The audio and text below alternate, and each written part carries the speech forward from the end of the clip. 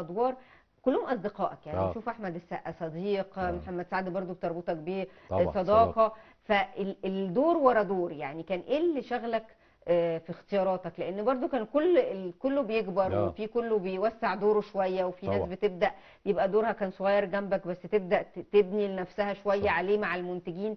يعني حسبتك كانت ايه؟ كنت عايز الدور اللي بعده يبقى اكبر، ولا ما زلت كانت صداقاتك ومجاملات ودور الضابط اللي هو انت تألقت فيه فكنت اه بتستكمل عليه؟ انا الصحوبيه كانت واخداني شويه، يعني احنا كنا مجموعه مع بعض. الجدعنه اه كانت الجدعانه دي زقه معاك شويه. خربت شويه. بس هي ايه، بس لا انا كنت حابب السينما. اه. السينما اكتر، يعني انا السينما دايما واخداني، انا السينما اللي بتستهويني جدا. امم. هي اللي بتفضل، يعني احنا اتربينا على السينما، وان السينما هي التاريخ. طبعا. تمام، وان الافلام هي اللي بتستمر وهي اللي بتفضل، فانا كنت متاخد قوي في السينما، كنت دايما بدور على السينما. انا عملت كم افلام الحمد لله كان كويس، بس اتخذت مع دكتور عصام الشماع.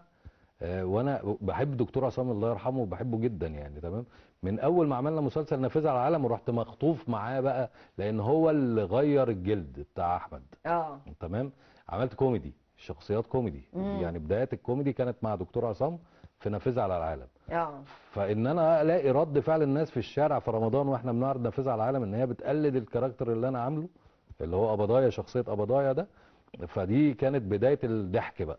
وعملت معاه قمر 14 بعد كده، وعملت معاه فيلم مهم جدا اللي هو فيلم الفجومي. ايوه. فيلم الفجومي يعني شخصية، وبعدين هم 3 شخصيات في الفيلم، اللي هو خالد الصاوي وعم صلاح عبد الله وانا اللي هو محمد علي، امم. اللي هو احمد فؤاد نجم، الشيخ امام، محمد علي. بس الفجومي جاء القدر انه اتعرض تقريبا وقت ثورة. الثوره، نزل اه في الثوره ووقت بالظبط. الثوره فاتظلم في العرض. صح. واعاده عرضه تعرض حتى مين يشتريه برضه بالظبط. لناس عايزه، شايفه ان مع هو انه فيلم مهم جدا. افكاره مش اه مع اه الفضائيات دي، وفي ناس تانية صح لا يعني. الدور كان رغم ان صح قماشته وسعت وانت بالظبط. الطرف الثالث في المثلث صح كبطل، بس حظ عرضه ما كانش للاسف. الافضل. للاسف. كنت شايف ازاي ده؟ يعني زعلت برضو طبعا. الارزاق بتحكم في حياة طبعا الفنان. طبعا، ده ربنا بقى، اللي ربنا هو اللي ليه حكمه في كده يعني. اه. بس في الاخر هو فيلم موجود. تمام، ولما بيتعرض ساعات هو قليل قوي عرضه، معرفش صحيح. ليه، مع انه فيلم مهم جدا.